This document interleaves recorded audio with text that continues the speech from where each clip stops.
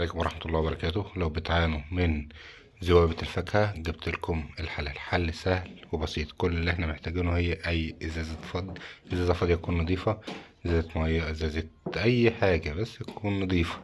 كل اللي احنا محتاجينه ان احنا هنعمل فيها بعض الثقوب من فوق من هنا زي ما انتم شايفين كده. شايفين عملنا فيها الثقوب اهي. بعد كده هوريكم، تابعونا لنهاية الفيديو هوريكم ازاي عملنا ايه. كملين معكم الفيديو. ده شكل المصيدة النهائي بعد ما ركبناها في شجرة البرتقال اهو. المادة اللي فيها ايه بقى؟ المادة اللي فيها ممكن نشتريها جاهزة، اسمها جاذب لذوابة الفاكهة. كل اللي احنا محتاجينه هي ازازة، وبنفتح نعمل فتحات صغيرة فيها عشان الذبابة تدخل وبالتالي تسقط في المادة دي.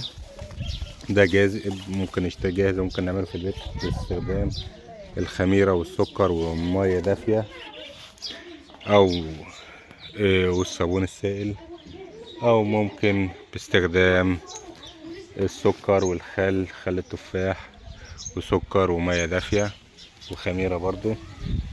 لا كذا حاجة ممكن نعملها او كذا طريقة ممكن نعملها، لكن انا بفضل ان احنا نشتريها جاهزة، تسهل علينا كتير وهتبقى افضل طبعا.